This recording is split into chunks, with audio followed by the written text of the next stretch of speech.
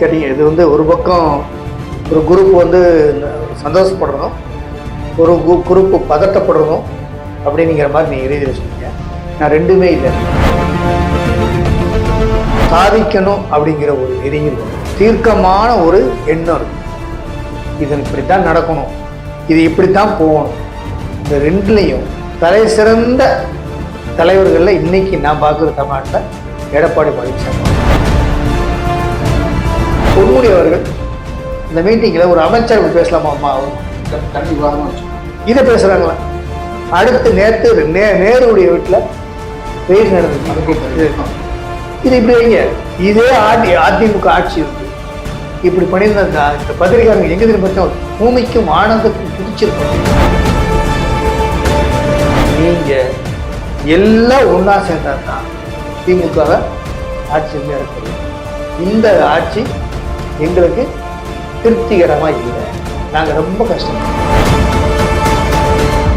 உங்களுடைய யாரை எந்த மக்கள் விரோத ஆட்சியை அவன் அகற்ற வேண்டும் என்று நீங்கள் முன்னெடுத்து முன்னுக்கு வந்து கட்சி ஆரம்பிக்கிறீர்களோ அந்த குறிக்கோளில் நீங்கள் தடுமாறினீர்கள் என்றால் நீங்கள் தடுமாறின தலைவராகத்தான் பார்க்கப்படுவீர்கள்.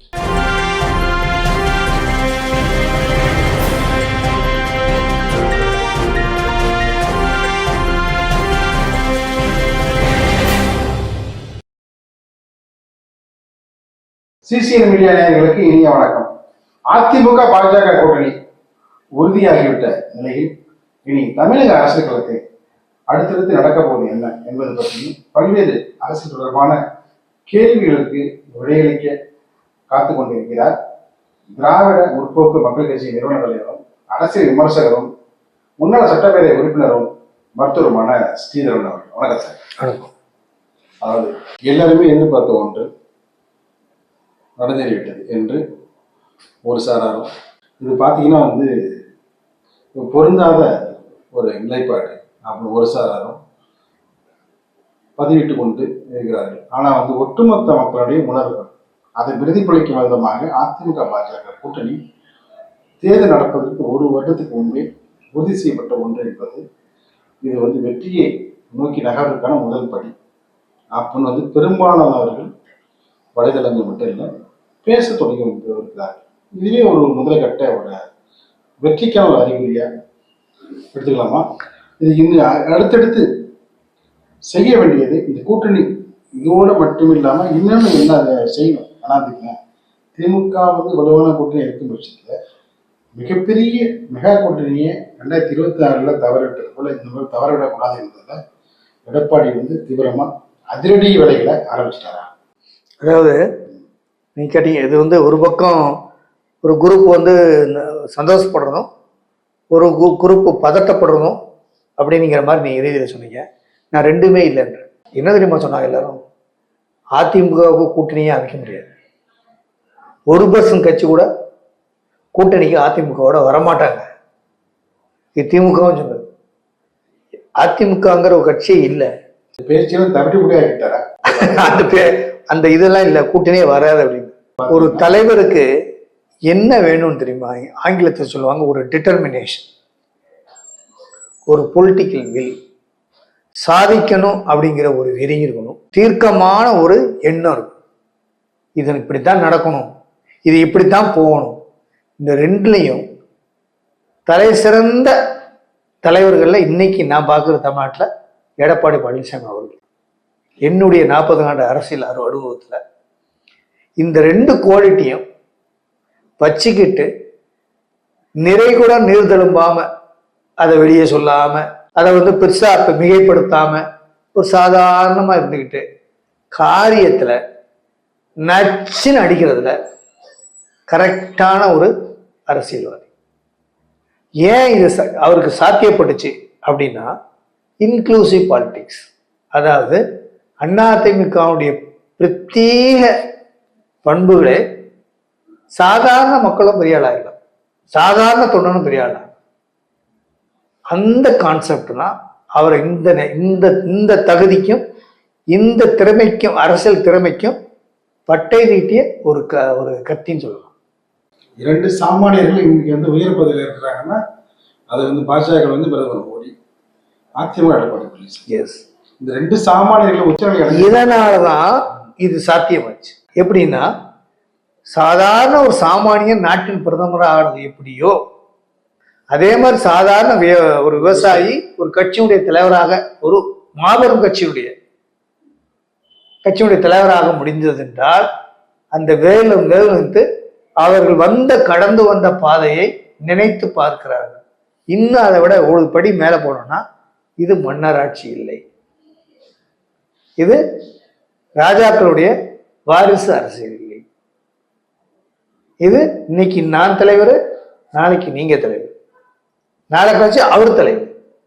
அப்படிப்பட்ட ஒரு கட்சியை இணைந்து பணியாற்றி தலைவர் பொறுப்பேற்றிருக்கிற இரு தலைவர்களுடைய ஒரு எண்ண ஓட்டம் ஒன்றாக இருக்கிறது. அதனாலதான் அவங்க வந்து இறங்குற இடத்துல இறங்கி கொடுத்து, தட்டி கொடுக்குற இடத்துல தட்டி கொடுத்து, ஓடுற இடத்துல ஓடி கொடுத்து, அணைக்கிற இடத்துல அணைச்சு கொடுத்து, எதிர்க்கிற இடத்துல எதிர்ப்பு கொடுத்து கட்சி நடத்துறாங்க.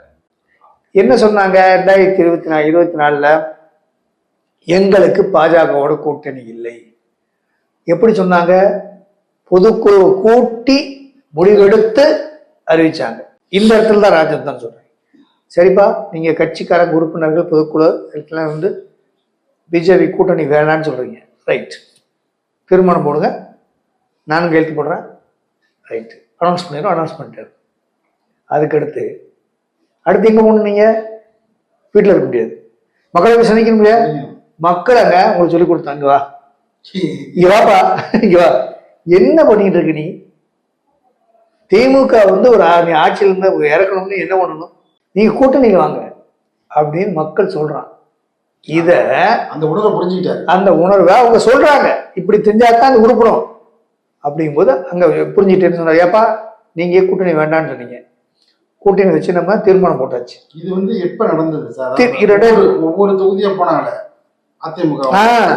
ஆமா, அந்த சமயத்துல ஆமா. அப்புறம் ஆய்வு எடுத்தாங்கல்ல, அந்த ஆய்வுடைய உணர்வுகளை வந்து சொல்லாம அந்த ஆய்வினுடைய வந்து சலசலப்பை பத்தி மட்டும்தான் எப்பவுமே அப்படித்தான். எப்பவுமே வந்து அதாவது ரொம்ப வருந்தக்கூடிய செய்தி என்ன அப்படின்னா, சாதகத்தை பேசாம அதைத்தான் என்ன இன்னும் ஆணித்தரமா சொல்றேன். ஒரு பத்திரிகைங்கிறது நல்லதையும் சொல்லணும், கெட்டதையும் சொல்லணும். நாட்டுல நடக்கிற நல்லதையும் சொல்லணும், பாதகத்தையும் பேசணும். அதே மாதிரி பத்திரிகைக்கு முன்னால வேண்டியவன் வேண்டாதவன், நமக்கு வேண்டியவன் நமக்கு வேண்டாதவன்லாம் பார்க்கணும். அந்த ஐஸ் வந்து ஓப்பனா இருக்கணும், பறந்து இருக்கணும், அதுல வந்து உள்நோக்கு இருக்கக்கூடாது. அப்படி நாட்டு நடப்பை எடுத்து சொல்றது பிரதிபலிக்கிறது தாங்க ஒரு விசில் ப்ளோயர். இப்ப செய்தியா சந்திப்புல அமித்ஷா வந்து அதிமுக தலைமையில தான் கூட்டணி அப்படி திட்டவட்டம் சொன்னதுக்கு அப்புறமும் அதை வந்து வேற விதமா வந்து பேசுறதுங்கிறது எப்படி ஏற்புடைய? அது பாருங்க, ஒரு எப்படி பேசுவாங்க அப்படின்னா, ஒண்ணு நீங்க ரெண்டு பத்திரிகையாளர்கள் 2 சொல்லணும். இந்த ஆட்சி வந்து திமுக ஆட்சி வந்து சிறப்பா நடக்குது அப்படின்னா அதை சொல்லுங்க, இன்னென்ன வழியில சிறப்பா நடக்குது. ஆனால் அதே சமயத்துல அவங்க ஆட்சியில் நடக்கிற தவறுகளை சுட்டி காட்டணுமா இல்லையா? ஒரு விஷயம், 1000 கோடி ரூபாய் இந்த டாஸ்மாக்ல ஊழல், எந்த பத்திரிகையாவது பேசுதா? பொன்முடி அவர்கள் அந்த மீட்டிங்ல ஒரு அமைச்சர் பேசலாமா? இதுக்கடுத்து தனி விவாதமா வச்சுக்கோங்க, இதை பேசுறாங்களா? அடுத்து நேற்று நேருடைய வீட்டுல ரெய்டு நடந்திருக்கு. இது இப்படி வைங்க, இதே அதிமுக ஆட்சி இருந்து இப்படி பண்ணியிருந்த இந்த பத்திரிகையாளர்கள் எங்க திரும்ப பூமிக்கும் வானத்துக்கும் குதிச்சிருப்பாங்க. அதிமுக கூட்டணி பெரிய பெரிய ராஜதந்திரங்க, பெரிய வெற்றிங்க என்னுடைய பார்வை. ஏன்னா ஒரு வருஷத்துக்கு முன்னாடி ஒரு கூட்டணி அமைச்சு அது ஸ்ட்ராங்கா ஸ்டாப் பண்றது வந்து எந்த கட்சியும் செய்ய முடியாது. இழுத்துக்கிட்டே இருக்குங்க, வீடு இழுத்துட்டே இருக்கும். தன்னுடைய நான் சொன்ன கண்டிஷன்ஸை அத்தனையும் பூர்த்தி பண்ணிட்டாரு. அதிமுகவுடைய தொண்டர்களுடைய உணர்வுகள், நிர்வாகிகள் உணர்வு, தமிழக மக்களுடைய உணர்வுகளை புரிந்து கொண்டு அமித்ஷா பேசினாரு. ஏன்னா அவர் வந்து சொன்னது என்னன்னு, அதிமுக கூட்டணி, இன்னொன்று பார்த்தீங்கன்னா அதிமுக உள்வாக்கெல்லாம் தடையிட மாட்டோம், ஓபிஎஸ் டிடிவி சசிகலா அவருடைய எதிர்காலம் வந்து அதை பற்றிலாம் வந்து நான் கவலைப்பட மாட்டோம், அது வந்து முற்றுப்புள்ளி வச்சாச்சு என்பது போல அவருடைய விளக்கம் இருந்தது. செய்தி சந்திப்புல மிகப்பெரிய உணர்வுகளை புரிந்து கொண்டு அமித்ஷா பேசினார். எடப்பாடியோட உணர்வுகளை புரிந்து கொண்டு அமித்ஷா வந்து செய்தி சந்திப்புல பேசினாரு. அப்படிங்கிற விஷயத்த யாருமே பேச மாட்டாங்க. ராஜதந்திரத்தோட வலிமையும் பேச ஒரு குறிப்பான அல்லக்கைகள் என்ன பேசுறாங்க அப்படின்னா, அதிமுக வந்து அடமானம் வச்சுட்டாங்க. பாரதிய ஜனதா இன்னும் தமிழ்நாட்டில் வந்து வந்துடும். இது அதிமுக அழிவு திமுக பாரதிய 16 மாநிலத்தில் அவங்க ஜெயிச்சிட்டு இருக்காங்க. மக்கள் வந்து விரும்புறா. ஏன் உங்க இந்தியா கூட்டணியில காங்கிரஸ் வர மாட்டேங்குது? அவங்களுக்கு ஏன் மக்கள் ஓட்டு போட மாட்டேங்குது? அது யோசிச்சு பாருங்கயா. அப்ப அவங்க அவங்க மக்கள் ஓட்டு போடுறாங்க. அதான ஜனநாயகம். உனக்கு பிடிக்குதோ எனக்கு பிடிக்குது ரெண்டாவது விஷயம். மக்களுக்கு பிடிக்குதுப்பா, வாக்காளர்கள் பிடிக்குது. ஒரே கொண்டாட்டம் கிராமங்கள்ல. பாஜக அதிமுக கூட்டணி 2 பேரும் வேலை செய்ய ஆரம்பிச்சிட்டாங்க. எடப்பாடி பழனிசாமி அவருடைய சாணக்கியத்தையும் அவருடைய வியூகத்தையும் அவருடைய விவேகத்தையும் அறவேக்காட்டுத்தனமா புரிஞ்சவங்களுக்கு தான் இது இப்படி தெரியுது. ஆனா அவரு நல்ல உற்று நோக்கு அரசியல் பண்ணீங்கன்னா இன்னும் 1 வருஷம் இருக்கு. இப்பதான் கூட்டணி ஆயிருக்கு, கன்ஃபார்ம் ஆயிருக்கு. இதுவே வந்து பாத்தீங்கன்னா இன்னி அந்த அவர் சொல்லுவாரு, இதுதான் சிஸ்டம். எப்படி சொல்லுவாருன்னா, ஏப்பா நீ ஏன் பேச்ச கேட்க வேண்டாம், போய் களநிலவரத்தை பாரு. களநிலவரம் என்ன சொல்லுதோ அதான். இப்ப நீங்க சீட் சரிங்கன்னு வச்சுக்கோ, ஒரு எக்ஸாம்பிள் சொல்றீங்க. நீங்க 40 சீட் கேட்குறீங்க, ஒண்ணு வேண்டாம், நீ போய் களநிலவரத்தை பாரு, கேட்டுட்டு வா. உனக்கு எவ்வளவு சீட்டு உனக்கு தேரும் அப்படின்னு கேட்டு வா. அப்புறம் வந்து சொல்லுங்க. என்கிட்ட டேட்டா இருக்கு, ஆனா நான் சொல்ல மாட்டேன், நீ நம்ப மாட்டேன், நீங்க போயிட்டு வா. இப்படித்தான் சொல்லுவார். இதைத்தான் நான் விஜய் அவர்களுக்கும் சொல்றேன். நீங்க வந்து நல்ல டைம்ல ஒரு கட்சி ஆரம்பிச்சிருக்கீங்க.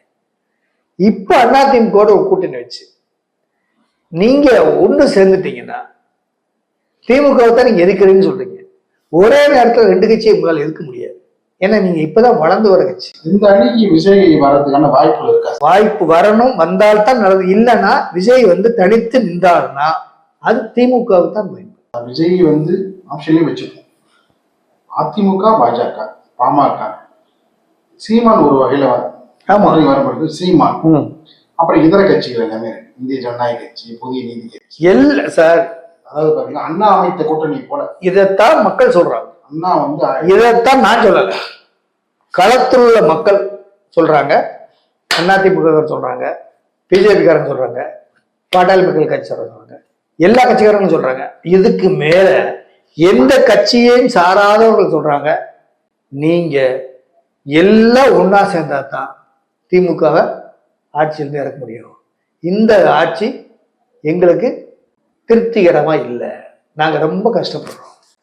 எங்களால கரண்ட் பில் கட்ட முடியல, எங்களால சொத்து வரி கட்ட முடியல, எங்களால தண்ணி வரி கட்ட முடியல, எங்களால குடியை குடிச்சு எங்களால தெருவா பிராண்டி கடை சாராய கிடைக்கிறது எங்களால் பார்க்க முடியல. என் புருஷன் என் வீட்டுக்கே வர மாட்டேங்கிறாரு. என்ன, என் குழந்தை குட்டிகிட்ட பேச மாட்டேங்கிறாரு, அவரால் பேச முடியல. என்ன, எங்க எல்லா இடத்துலயும் விலைவாசி. நாங்க எதையோ நினைச்சு ஏமாந்துட்டோம். அவ்வளவு நம்பிக்கையை கொடுத்தீங்க, ஒன்னு அட்லீஸ்ட் நம்பிக்கையாவது எங்களுக்கு கொடுக்காம வந்திருக்கலாம். நாங்க ரொம்ப நம்பிட்டோம், ஆனா இப்ப ரொம்ப ஏமாந்துட்டோம். எங்களுக்குன்னு ஒரு நேரம் வரும், அது தேர்தல். அதுக்கு தான் சொல்றோம், எல்லாம் ஒன்னா சேருங்க, ஆளாளுக்கு அடிச்சுக்கிட்டு அடிங்க. நீ பெரியவனா நான் பெரியவனான்னு அடிக்காதீங்க, வீணா போயிருக்கீங்க. நாங்க உங்களுக்கு ஓட்டு போட தயாரா இருக்கோம் அப்படின்னு சொல்றத இதை எல்லா கட்சிக்காரங்களும், அதுலயும் குறிப்பாக அதிமுக பாஜகவும் புரிஞ்சிருச்சு. அந்த வகையில இது மக்களால் உருவாக்கப்பட்ட ஒரு கூட்டணி, மக்கள் கூட்டணி இல்லை. இது மக்கள் கூட்டணி இல்லை, மக்களால் மக்களுடைய நலன் கருதி, மக்களுடைய எதிர்காலம் கருதி, மக்களுடைய வாழ்வாதாரம் கருதி, மக்களுடைய அன்றாட பிரச்சனைகளை நிவர்த்தி செய்வதற்கு ஒரு நிவாரணம் வேண்டும் என்ற நன்மையை கருதி, ஒரு அவசர அவசியத்தை கருதி ஒரு மாற்று வேண்டும், மாற்று கூட்டணி அமைக்க வேண்டும். இதில் நீ பெரியவன் நான் பெரியவன் என்று சொல்லாதே, முன்னெடுக்காதே, எல்லாரையும் அரவணைத்து போ, அரவணைத்து ஒரு கட்சியை ஒரு கூட்டணி அமையுங்கள், நாங்கள் ஓட்டு போட தயாராக இருக்கிறோம் என்ற யதார்த்த சூழ்நிலையை அந்தந்த கட்சி தலைவர்களுக்கு இந்த சூழ்நிலை போய் சொல்லுது. அண்ணாமலை வந்த பிறகு பாரதிய ஜனதா கட்சி மூல முழுக்குகள்லாம் வளர்ந்துருக்கு. அது மாட்டு கருத்து. இதுதான் இந்த பத்திரிகையாளர்களுக்கு ரொம்ப இடைஞ்சல. அது மாட்டு கருத்து. இந்த உண்மையும் அதிமுக புரிஞ்சுட்டாங்க. ஒரு பரஸ்பர உணர்வும் கொண்ட அதிமுகவோடு இணைந்து செயல்படுவதற்கு அவங்களுக்கு சிங்க் ஆயிடுச்சு. ஒரு ரவுடித்தனமோ, ஒரு அடாவடித்தனமோ, ஒரு அலப்பறையோ பண்றதுக்கு பாஜகவும் இது பண்ணல. அதிமுக போனால் ஓரளவுக்கு காது கொடுத்து கேட்பாங்கப்பா அப்படின்னு பொதுமக்கள் நினைக்கிறாங்க. கம்பேர் பண்ணி தான் இந்த ஆட்சிக்கும் இந்த ஆட்சிக்கும் ஏன்னா மக்கள் எடப்பாடி ஆட்சியை விட திமுக ஆட்சி சிறப்பாக கொடுத்துடணும் அப்படின்னு எல்லாருமே சொன்னதை நம்பினாங்க. அப்ப இப்ப தெரிஞ்சுக்கிட்டாங்க, ஓ இதை விட எடப்பாடி தலைமையில் ஆட்சி பரவாயில்லை. இதை நான் பல முறை சொல்லியிருக்கேன். இப்ப கூட போய் கேளுங்க. 2 விஷயத்துல அமித்ஷா மற்றும் பாஜக தலைமை தெளிவாயிடுச்சு. எல்லாமே மாறுறாங்க. ஒண்ணு ஓபிஎஸ் ரசிகரா டிடி இந்த விஷயத்த வேற மாதிரியே பிரதிபலிச்சு உள் விவகாரம் தர மாட்டாங்க. அவர்களுடைய நிலை எப்படி சார்? அவர்கள் ஒரு கட்சி வச்சிருப்பாங்க, அவர்கள் ஒரு இயக்கம் வச்சிருப்பாங்க, அவர்களுக்கு ஒரு எண்ணம் இருக்கும், அவர்களுக்கு ஒரு திட்டம் இருக்கும். அவர்கள் அவருடைய வாழ்க்கையோ அவருடைய கட்சியோ எப்படி கொண்டு போகணும், அவர் இந்த அரசியல் அவங்களுடைய நிலைப்பாடு என்னங்கிறதுக்கு அவங்க ஒரு கணக்கு போட்டு வச்சிருப்பாங்க. அந்த கணக்கை யார்கிட்ட சொல்றாங்க, யார்கிட்ட சொல்லியிருக்காங்க? பாஜகவோடு சொல்லியிருக்காங்க. இது பாஜக தான் பார்த்துக்கணும். இதுக்கு அதிமுக சம்மந்தம் இல்லை. இதெல்லாம் நம்ம கிளியரா சொல்லிட்டாரு. யாரு? எடப்பாடியார் தெளிவா சொல்லிட்டாரு. நாங்க எங்க கூட கூட்டணி வச்சா அதான் சொல்லி எங்கள்கிட்ட கூட்டணியே வராட்டிலும் சரி, நான் தோத்தாலும் சரி, ஜெயிலுக்கு போனாலும் சரி, என்னுடைய ஸ்டாண்ட் தான். அதுதான் அந்த பொலிட்டிக்கல் டிட்டர்மினேஷன் சொன்னேன், அந்த பொலிட்டிக்கல் வில்லுன்னு சொன்னேன்.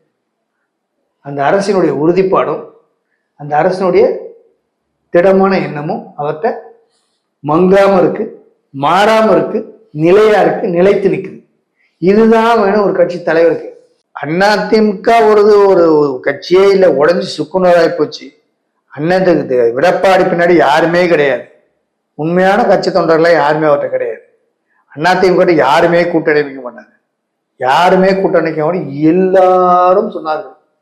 அந்த நினைப்பெல்லாம் தவிடுபடி ஆக்கி. நான் அதான் சொன்னேன், அவர் ரிசர்வ் பண்றாரு, ஓப்பனா பேச மாட்டாரு, ஆனா அவர் கணக்கு கரெக்டா போடுவார். பல மேடைகளை சொல்லியிருக்கேன், இன்னைக்கு அதை சொல்றேன். அவர் பேசப்பட மாட்டார், அலப்பற பண்ண மாட்டார். நான் என்ன செய்யணும், எப்படி செய்யணும், எந்த நேரத்தில் செய்யணும், என்ன முறையில செய்யணும் அப்படிங்கிறது தெரிந்தவர், அறிந்தவர், அனுபவித்தவர், பக்குவம் பெற்றவர், பட்டறிவில் தெளிவானவர். ஆகையினாலதான் இந்த கூட்டணி சாத்தியமாச்சு. எம்ஜிஆர் ஜெயலலிதா ஸ்டைல் பாத்தீங்கன்னா என்ன பண்றாங்கிறத வேற விதமா கூட அவங்க வெளிப்படுத்துவாங்க. ஆனா இவர் எதுவுமே சொல்லல, அவருடைய உணர்வை புரிஞ்சுக்கிட்டு அமித்ஷா பேசுறாரு. இவருடைய உணர்வே கிடையாது சார். அங்கதான் எல்லாருமே மிஸ்டேக் பண்றீங்க. இது எடப்பாடி அண்ணனுடைய பொதுச்செயலாளருடைய முடிவே அல்ல. இது கலெக்டிவ் ரெஸ்பான்சிபிலிட்டி, எல்லாரும் சேர்ந்து எடுத்த முடிவு. எல்லா மக்களும் இது இங்கிலீஷ்ல சொல்லுவாங்க, இந்த இன்ட்ரெஸ்ட் ஆஃப் தி பார்ட்டி கட்சியுடைய நலன் கருதி எடுத்த முடிவு அல்ல, பொதுமக்களின் நலன் கருதி எடுத்த முடிவு. ஒரு தலைவர் பொதுமக்களுக்காக தன்னுடைய கட்சியை வளைந்து நெளிந்து கொடுக்க வேண்டும், அனுசரிச்சு போக வேண்டும். அதுலதான் இப்ப போயிருக்காரு. இதுல அவர் சொல்ற செய்தி என்னன்னா, மக்கள் நலனுக்காக, அதாவது பாத்தீங்கன்னா ஒரு ஆளுமை மிக்க 2 கட்சிகளும் சேர்ந்து எதிரணியை வீழ்த்துவதற்கு ஒன்றா சேர்ந்து தப்ப. விஜய் அவர்கள் இந்த கூட்டணிக்கு வரணும். இந்த கூட்டணிக்கு வரல அப்படின்னா என்னுடைய 40 ஆண்டு கால அரசியல் வாழ்க்கையில் நான் கணித்தது, விஜய் தனித்து நின்றால் இந்த பதிவு விஜய்க்கு கவனத்துக்கு போகுமே தெரியல, போகணும். போனால் விஜய் தனித்து நின்றால் அது யாருக்கு சாதகமாக அமையும் என்றால் அது திமுகவுக்கு சாதகமாக அமையும். இதனால் விஜய் அவருடைய எண்ணம் பரம்பரை ஆட்சி அகற்றப்பட வேண்டும் என்ற எண்ணம் பொய்த்து போய்விடும். அப்படி பொய்த்து போய்விட்டால் அடுத்து அரசியல் வாழ்க்கையில் அவருக்கு மிகப்பெரிய பின்னடைவை ஏற்படுத்தும். எதனால் யார் எப்படி சொன்னாலும் கள நிலவரத்தை பார்த்து நீங்கள் இந்த தேர்தலில் உங்களுடைய யாரை எந்த மக்கள் விரோத ஆட்சியை அவன் அகற்ற வேண்டும் என்று நீங்கள் முன்னுக்கு வந்து கட்சி ஆரம்பித்தீர்களோ அந்த குறிக்கோளில் நீங்கள் தடுமாறினீர்கள் என்றால் நீங்கள் தடுமாறின தலைவராகத்தான் பார்க்கப்படுவீர்கள். நானும் குடும்பத்தில் ஒருவராக இருப்பேன்றீங்க இல்லையா? ஒரு குடும்பத்தில் இருக்கிறவர்கள் கஷ்டப்படுகிறார்கள், அந்த குடும்பத்தில் ஒருவனாக இருக்கிறேன். நாமெல்லாம் ஒருவனாக இருக்கும்போது ஒரு குடும்பம் மட்டும் அனுபவிக்கிறதுங்கிறத நம்ம எப்படி பார்த்துட்டு இருக்க முடியும்? எல்லா குடும்பமும் நல்லா இருக்கணும்ல அப்படின்னு நீங்க சொல்றீங்க. நல்ல வார்த்தை, நல்ல பிரேஸ், நல்ல எண்ணம், யதார்த்த உண்மை.